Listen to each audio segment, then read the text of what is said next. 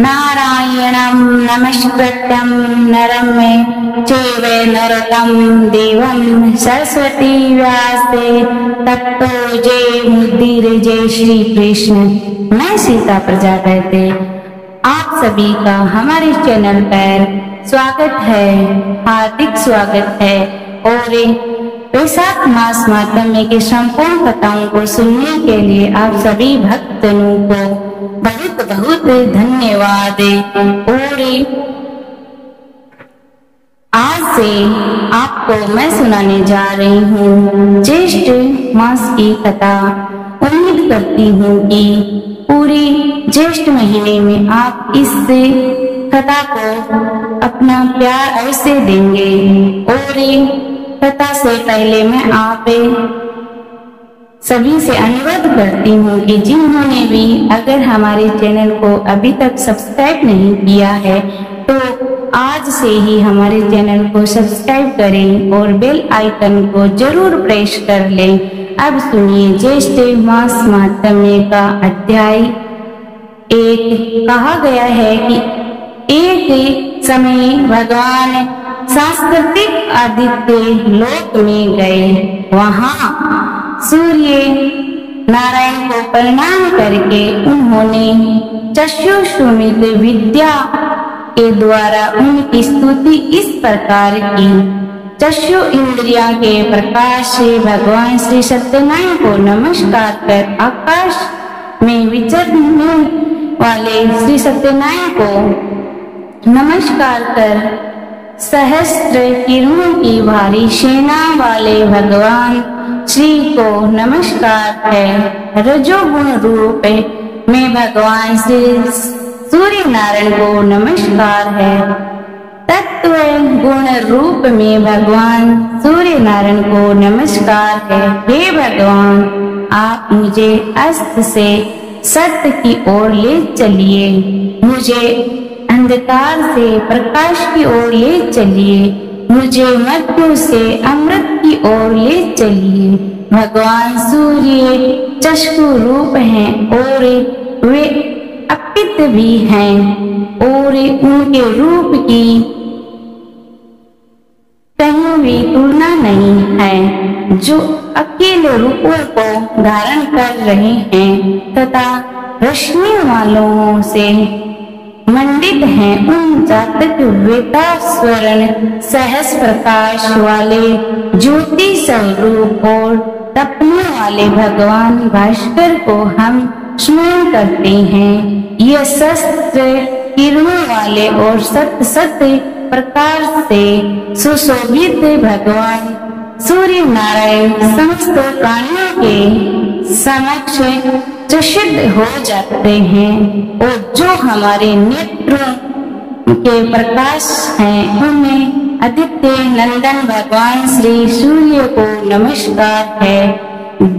दिन का भार हवन करने वाले विश्ववाह सूर्य देव के प्रति हमारा सब कुछ प्रसाद समर्पित है। इस प्रकार चक्षु स्वती विद्या के द्वारा किए जाने पर भगवान सूर्य नारायण अत्यंत प्रसन्न होकर बोले, जो ब्राह्मण इस चक्षु उत्तम विद्या का नित्य पाठ करता है उसका आंख का रोग कभी नहीं सताता है, उसके कुल में कोई अंधा नहीं होता है। 8 ब्राह्मणों को इसका ग्रहण कराने देने से इस विद्या की स्तुति सिद्धि हो जाती है। जो इस प्रकार जानता है वह महान होता है। एक समय व्यास जी के शिष्य महर्षि शुनक तथा वशिष्ठ पराशर जमीन याग लिखिए गौतम वैश्यक पायन स्वामिक अंगिरा और भारद्वाज जी आदि महर्षि गण और पांडव वंश में सुमंतकर्ष आदि से विधित स्वागत सत्कार किया और उन्हें उत्तम आसनों पर बैठाया तथा भली भांति उनका पूजन करके विनय पूर्वक इस प्रकार प्रार्थना की, हे महात्माओं, आप लोगों के आगमन से मेरा जन्म सफल हो गया। आप लोगों के स्मरण मात्र से ही मनुष्य पवित्र हो जाता है। फिर आप लोग मुझे दर्शन देने के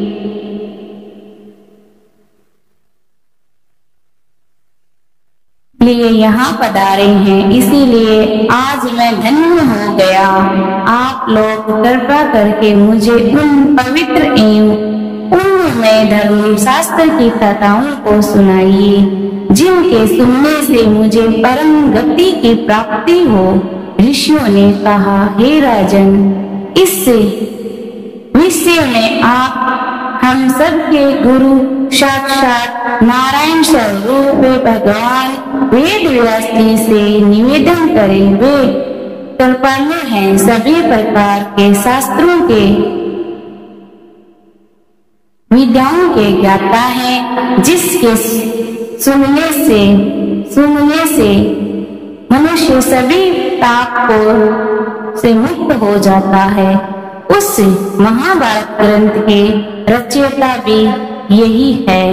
राजा सत्यमित ने ऋषियों के कथन अनुसार सभी शास्त्रों के जानने वाले भगवान वेद व्यास जी से प्रार्थना पूर्वक जिज्ञासा की है,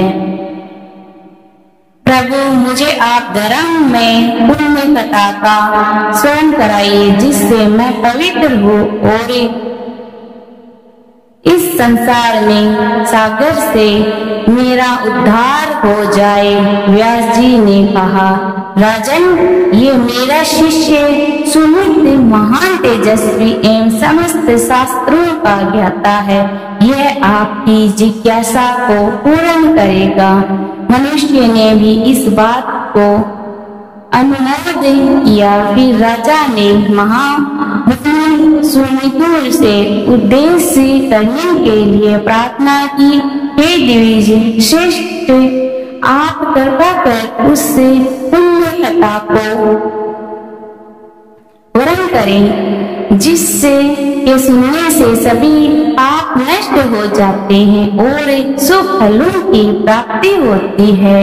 महामुनि सुमित बोले, राजन, धर्म शास्त्र सबको पवित्र करने वाले हैं। उनकी सुनने से मनुष्य सभी पापों से मुक्त हो जाता है। बताओ, तुम्हारी क्या सुनने की इच्छा है? तब राजा सदा निकट ने कहा, ब्राह्मण, वेद वे कौन ऐसे धर्म शास्त्र हैं जिनके सुनने से मनुष्य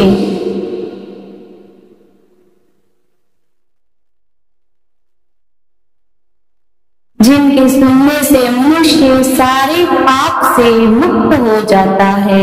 बताओ, तुम्हारी क्या सुनने की इच्छा है? तब राजा सत्यमित के कहा, ब्राह्मण, वेद कौन से धर्म शास्त्र है जिनके सुनने से मनुष्य सारे पाप से मुक्त हो जाता है? तब सुमित मुनि बोले, हे राजन, मनु, विष्णु, यम, अगिरा, वृष्ट, दक्ष, सरंत, शाता, तक्त, प्रसरण आदि ऋषियों को द्वारा रचित मनवादि बहुत से धर्म शास्त्र हैं। इन धर्म शास्त्रों को सुनकर उनके रहस्यों को भली भांति हृदय कर मनुष्य वेद लोक में जाकर परम आनंद को प्राप्त करता है। इसमें कोई संदेह नहीं है। शैतानी ने कहा, प्रभु, जिन धर्म शास्त्र को आपने कहा है और इन्हें मैंने सुना है, अब उन्हें पुण्य सुनने की इच्छा है। कृपा कर आप चारों वर्णों के कल्याण के लिए और जो उपयुक्त धर्म शास्त्र हो उसे मुझे बताइए। सुमित मुनि बोले, हे महाभाव, संसार में प्राणियों के उद्धार के लिए 18 महापुराण, श्री राम कथा तथा महाभारत आदि सब ग्रंथ नौ का रूपी साधक है। 18 महापुराण तथा 8 प्रकार के व्याकरण को भली भांति समझकर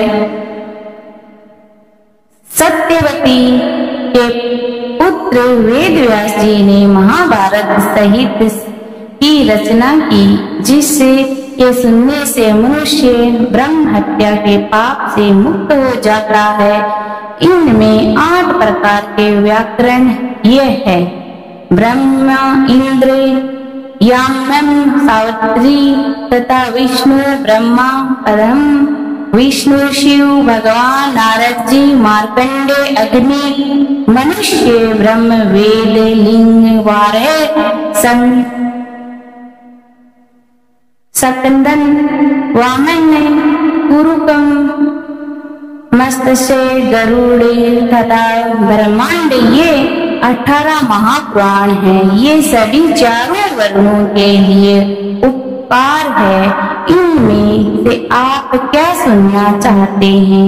तब राजा सतन ने कहा, हे विप्र, मैंने महाभारत सुना है, श्री राम कथा भी सुनी है, अन्य पुराणों को भी सुना है, किंतु अब मुझे ज्येष्ठ मास महात्म्य सुनने की तीव्र इच्छा है। तब सुनितु मुनि बोले, राजन, आपने बहुत उत्तम बात पूछी है। मैं आपको ज्येष्ठ मास महात्म्य की कथा सुनाता हूँ, जिसके सुनने से ब्रह्म हत्या आदि बड़े बड़े पाप नष्ट हो जाते हैं और अच्युष्य में आदि यज्ञों का पुण्य फल प्राप्त होता है तथा अंत में सूर्य लोक की प्राप्ति होती है। इसमें कोई संदेह नहीं है। ये उत्तम महात्म्य कथा ब्रह्मा जी के द्वारा कही गई है। राजा सदानिक ने कहा, महाराज, आप धन व धर्म वैश्य की कथा सुनाइए। उसने कैसा भोजन किया और उसका क्या परिणाम हुआ? तब मंद मुनि ने कहा, राजन, सत्य युग की बात है। पुष्प नक्षत्र में धन धान्य से संपन्न धनवर्धन नामक एक वैश्य रहता था। वह दिन वह ग्रीष्म ऋतु में मध्याह्न के समय वैभव देव कर्म संपन्न करके अपनी पुत्र मित्र एवं तथा बंधु बांधवों के साथ भोजन कर रहा था। इतने में ही अचानक उसे बाहर से एक करुणा शब्द सुनाई पड़ा। उस शब्द को सुनते ही वह दयावश भोजन को छोड़कर बाहर की ओर दौड़ा, किंतु जब तक वह बाहर पहुंचा तब वह आवाज बंद हो गई। फिर क्या हुआ, ध्यान से सुनना। लौट कर उसे वैश्य ने पात्र में जो कुछ छोड़ा हुआ भोजन था उसे खा लिया। भोजन करते ही उससे वैश्य की मृत्यु हो गई और इसी अपराधवश प्रलोक में भी उसकी दुर्गति हुई। इसीलिए छोड़े हुए भोजन को फिर कभी नहीं खाना चाहिए। इसी तरह अधिक भोजन नहीं करना चाहिए। इससे शरीर में अत्यधिक रस की उत्पत्ति होती है, जिससे प्रतिष्ठ अर्थात जुकाम और मंद, अग्नि, ज्वर आदि अनेक रोग उत्पन्न हो जाते हैं। अर्जनन हो जाने से स्नान, दान, तप, होम, तर्पण, पूजा आदि कोई भी पुण्य कर्म ठीक से संपन्न नहीं हो पाते। अत्यधिक भोजन करने से अनेक रोग उत्पन्न होते हैं और आयु भी घटती है, लोक में निंदा होती है तथा अंत में सदृति भी नहीं होती। उसकी सदगति भी नहीं होती। उच्चट मुख से अर्थात झूठ मुख से कही जाने नहीं चाहिए। सदा पवित्रता से रहना चाहिए। पवित्र मनुष्य यहाँ सुख से रहता है और अंत में स्वर्ग मिल जाता है। तब राजा ने पूछा, मुनिवर, ब्राह्मण की किस कर्म के करने से पवित्र होता है, इसका भी अब आप प्रण कीजिए। सुमितु मुनि बोला, राजन, जो ब्राह्मण विधि पूर्वक आचमन करता है वह पवित्र हो जाता है और सत्य कर्मों का अधिकारी हो जाता है। आचमन की विधि यह है कि हाथ पांव धोकर पवित्र स्थान में आसन के ऊपर पूर्व अथवा उत्तर की ओर मुख करके बैठे, दाहिने हाथ को जाने के भीतर रख कर दोनों चरण बराबर रखे और शिखा में ग्रंथ लगाए। फिर उष्णता एवं फेन से रहित शीतल एवं निर्मल जल से आचमन करें। खड़े हो खड़े बात करते इधर उधर देखते हुए शीघ्रता से और क्रोध युक्त होकर आचमन करें। राजन, ब्राह्मण के दाहिने हाथ में 5 तीर्थ कहे गए हैं। देव तीर्थ, पितृ तीर्थ, ब्रह्मा तीर्थ, प्रजापति तीर्थ और सौम्य तीर्थ। अब आप इनमें के लक्षणों को सुनिए।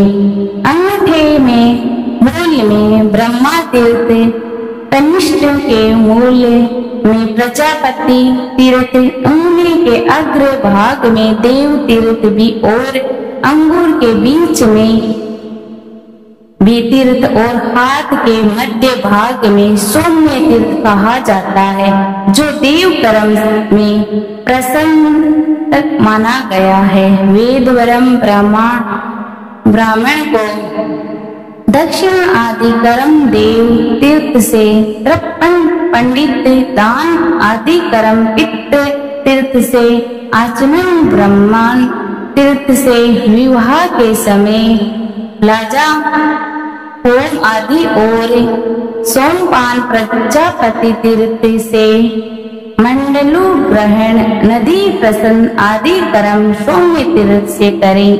ब्रह्मा तीर्थ से उक्त स्तर सदा श्रेष्ठ माना गया है। उंगलियों को मिलाकर एकाग्रचित चित्त होकर पवित्र जल को बिना जल से बिना शब्द किए 3 बार आचमन करने से महान फल होता है और देवता प्रसन्न होते हैं। प्रथम आचमन से ऋग्वेद, द्वितीय से यजुर्वेद और तृतीय से सामवेद की प्राप्ति होती है तथा आचमन करके जल युक्त दाहिनी उंगली से मुख का स्पर्श करने से अर्थात वेद की तृप्ति होती है।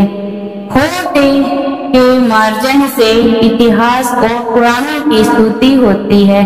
मस्तक में अभिषेक करने से भगवान रुद्र प्रसन्न होते हैं। शिखा के स्पर्श से ऋषिगण, दोनों आंखों के स्पर्श से सूर्य, नासिका के स्पर्श से वायु, करों को स्पर्श से दिशाएं, भुजा के स्पर्श से यम, कुबेर, वरुण, इंद्र तथा अग्नि देव होते हैं।